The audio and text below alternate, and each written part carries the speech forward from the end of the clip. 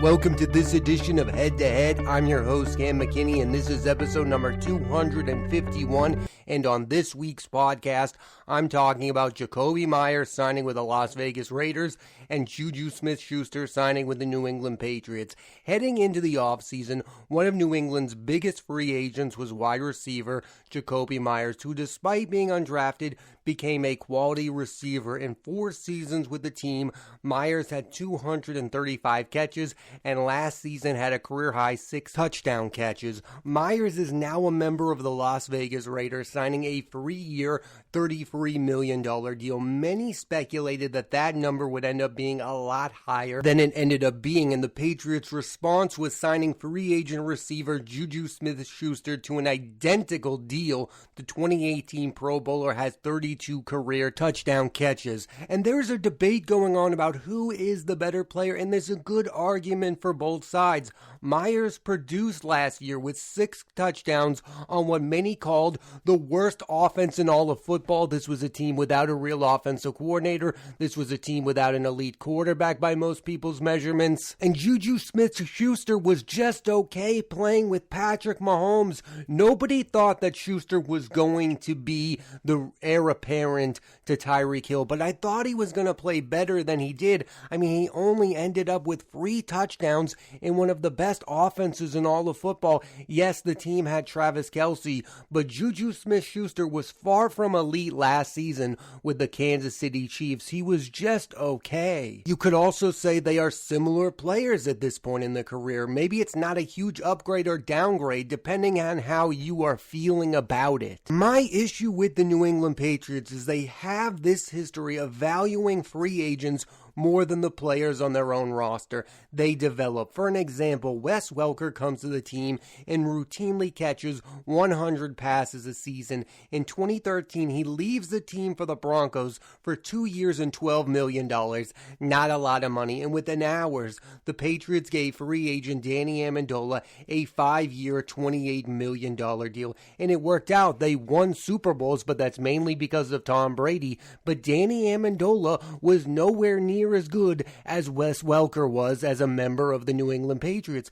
And one could make the argument, and I would, that 2 years of Wes Welker is better than 5 years of Danny Amendola. I just never understand when a team doesn't value their own good players. I mean, Jakobi Meyers produced on a team that many people again thought was the worst offense in all of football last season, and nobody viewed him as the problem. No one was like, once they get rid of Jakobi Meyers, things are a go here. This is the most telling thing of all. Do you know who is the highest paid receiver in New England Patriots history? It's not Julian Edelman. It's not Wes Welker. It's Nelson Aguilar, a guy who got that contract because he was a free agent. For some reason, the Patriots pay free agents way more than they are willing to pay their own players, and I'll never understand the reason why. Of course, Jakobi Meyers needed $11 million to stay with the Patriots. He needed to get that Nelson Aguilar contract. My fear going into this offseason that the Patriots were going to lose Jakobi Meyers. I thought they were going to lose Jakobi Meyers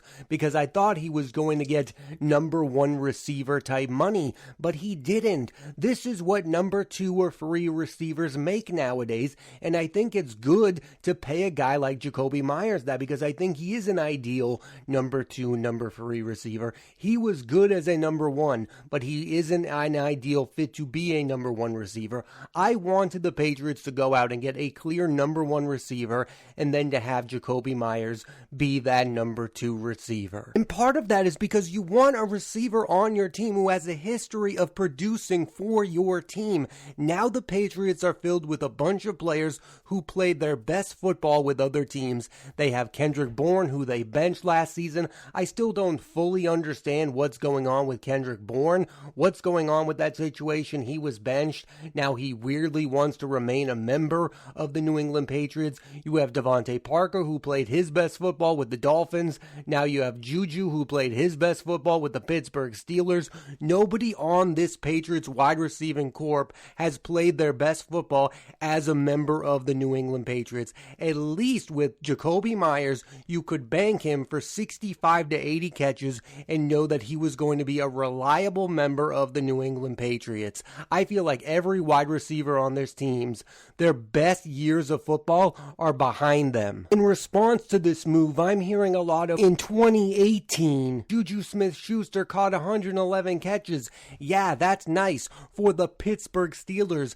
Back when he was playing with Antonio Brown, he wasn't even the clear number one, and he was also playing with a Hall of Fame quarterback with an excellent head coach in Mike Tomlin and a team that routinely produces star wide receivers. The Patriots have failed in that department, and I will argue, yes, they have had some recent history of proving that a guy can have a nice second act with the Patriots. I mean, the most famous example is Randy Moss. But sorry, I don't see Juju Smith-Schuster breaking NFL records this upcoming season. I'm not even saying that Juju won't be good for the Patriots. I think he'll be fine. I just don't see it as this clear upgrade that everyone is selling it as. I've heard a lot of people describe Juju as a guy who makes big plays. Big plays? The guy had free touchdowns with Patrick Mahomes as his starting quarterback. I don't see that number rising all that much with Mac Jones. This is how I feel. You don't want your reputation as a franchise to be, once you hit free agency, we are done with you. I like the idea of Meyers staying with the Patriots and no longer being a number one. Also, the team's recent history with bringing in free agent wide receivers should have you scared a bit. Aguilar did not work out. Kendrick Bourne had a good first year and was benched. Right now, the Patriots have a talented group of receivers. I like Devontae Parker. I like Kendrick Bourne. And I even like Juju Smith-Schuster. But the one thing that those free players are not is consistent week to week. I think there'll be some weeks when those guys put up big numbers and you go, wow, the Patriots have an elite group of wide receivers. And then there will be other weeks when you go, wow, this is the worst group of wide receivers in the entire NFL. These guys lack consistency, and I think that's something that Jakobi Meyers brought to the table. No, he wasn't consistently brilliant. He wasn't scoring a touchdown a game. Jakobi Meyers wasn't getting 100 yards a game, but he was consistent. You knew what you were going to get out of him. There were weeks last year with Devontae Parker where he looked like the best wide receiver on the New England Patriots, and then there were other weeks when you didn't even know he was there. The same with Kendrick Bourne, and I fear the same will be with Juju Smith-Schuster. I think the best receiving groups in the NFL are consistent. You know what the Bills are going to get each and every week out of a guy like Stephon Diggs. That's what's missing on this New England Patriots roster, a consistent wide receiver, and I think that could have been Jakobi Meyers. And I know what most Patriots fans are hoping for, that Schuster is just the first receiver they get and that hopefully they end up with DeAndre Hopkins. I would be pleasantly surprised by that move.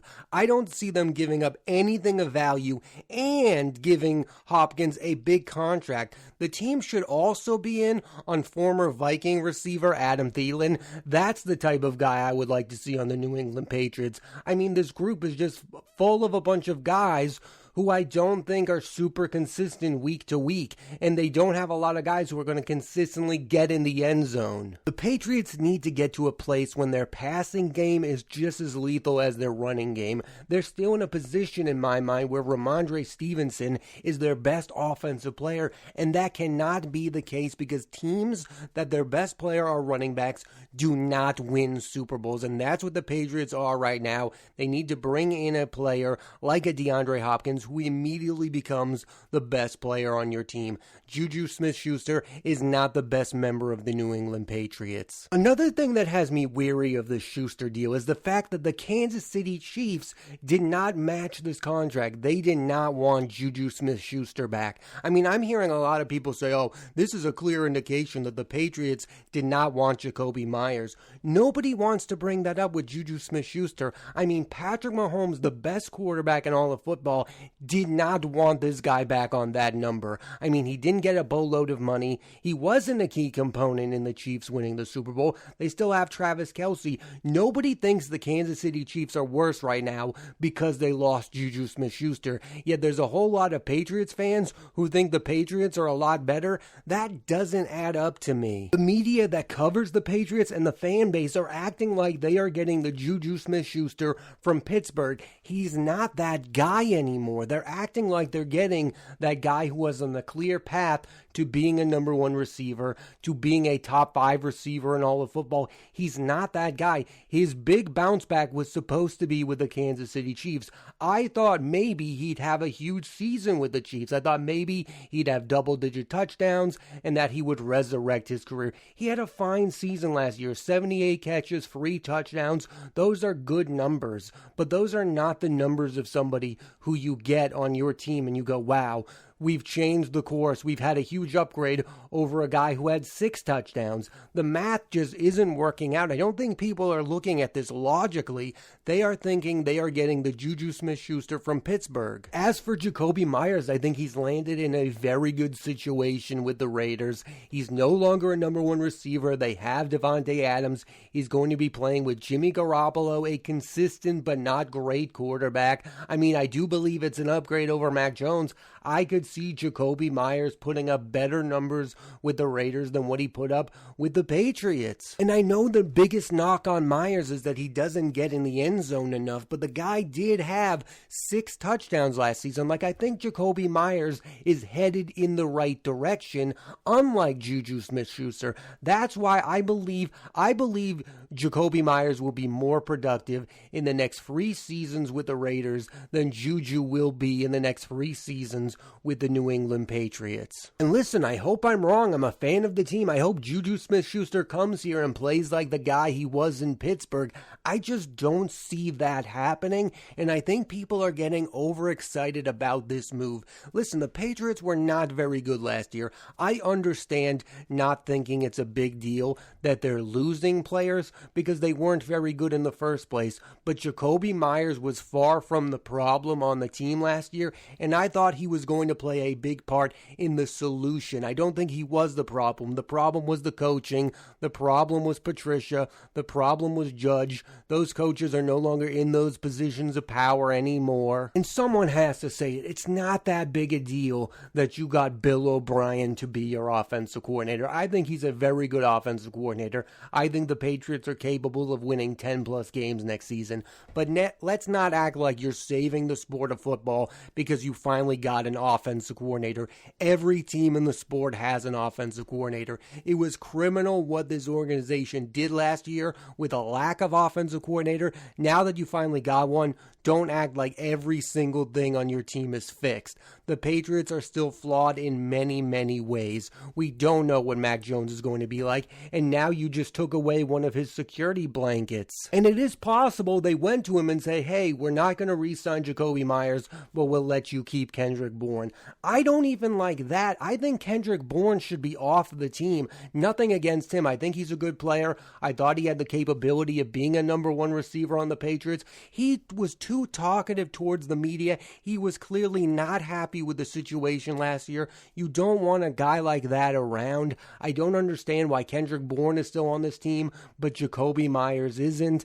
That's confusing. Position where the Patriots have upgraded is at the tight end position. They traded Juju Smith to Atlanta. That was never going to work out, and they bring in former Dolphins tight end Mike Gesicki. That to me feels like an upgrade. Everyone is using that word upgrade when they're talking about Juju Smith-Schuster to Jakobi Meyers. That's not an upgrade in my mind. One guy had 6 touchdowns in the worst offense in all of football, and the other guy had 3 touchdowns playing with the best quarterback in all of football. How on earth is that an upgrade? Again, it feels like they're just looking back at the Juju who played with Pittsburgh and had 100 211 catches with 7 touchdowns back in 2018. That was 5 years ago. That's a long time in the NFL. He's not that guy. He was just a guy on the Kansas City Chiefs. He was there for the ride of them winning the Super Bowl. He wasn't one of the 5 biggest reasons the Kansas City Chiefs won a Super Bowl last season. He was just there. I was emotionally prepared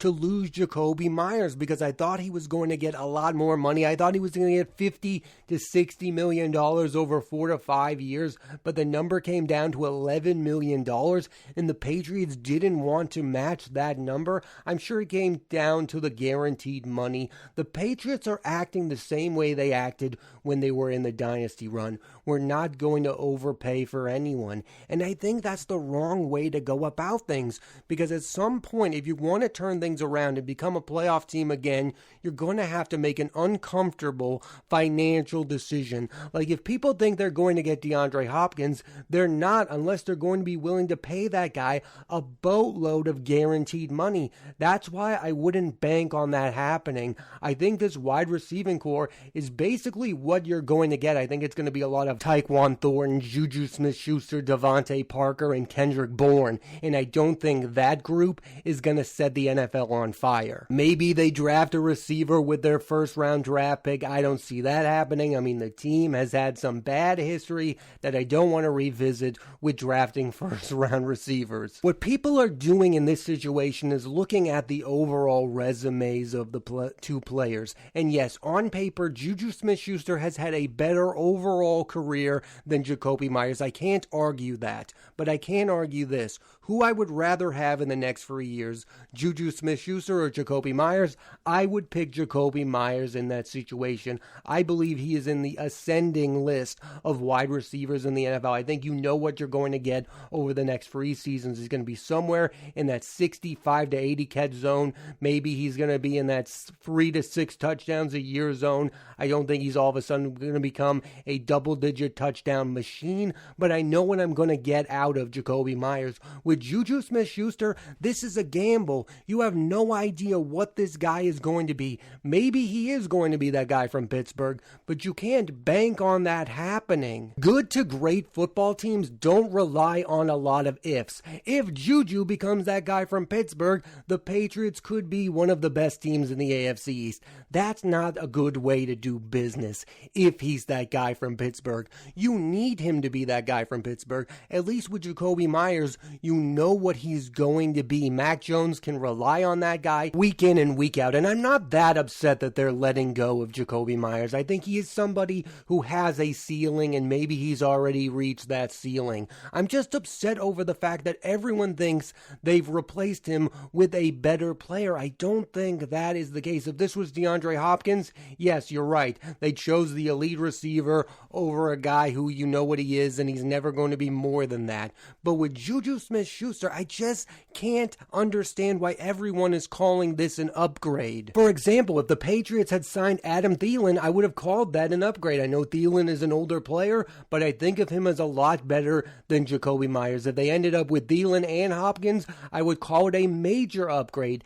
Getting Juju Smith-Schuster is not that big of an upgrade. He was playing with the best quarterback in all of football, and he had 3 touchdowns. I hope I'm wrong, but how I see this playing out is that Jakobi Meyers will have a better 3 seasons with the Raiders than Juju has with the New England Patriots. I just feel like Jakobi Meyers still has room to grow as a player, and now he's going to be in what we hope will be a better situation. I mean, the Patriots were so dysfunctional last season, and Jakobi Meyers did play a part in that with that legendary fumble to lose to the Raiders. Now he's on the Raiders, and I think he's going to be on a more consistent team. I think he's playing with a better quarterback. He doesn't have to be that clear number one. I see 75 to 90 catches for Jakobi Meyers next season. Maybe I'm way out on a limb with that, but I would bank on Jakobi Meyers overproducing for the Raiders than Juju overproducing for the Patriots. And I don't think either player is great. Like, I don't think either player is a number one receiver in the league.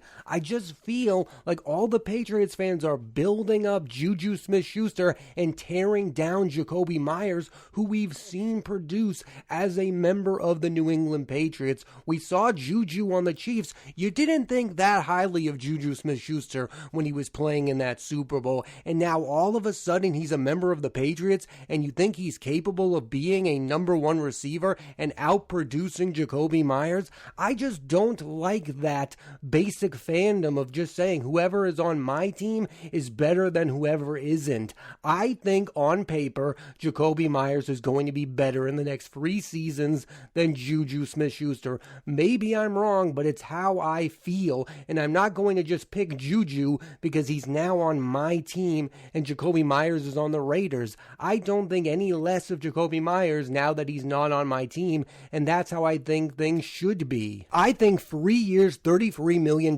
is fair money for a guy like Jakobi Meyers who produced when your team was really bad. I think Jakobi Meyers was capable of playing a big role on the next winning Patriots team. I don't feel that way about Juju Smith-Schuster. Thanks for listening to this edition of Head to Head. I'm Cam McKinney, and there'll be a new episode of the podcast every Monday on Apple Podcasts and Spotify, so please rate, review, and subscribe.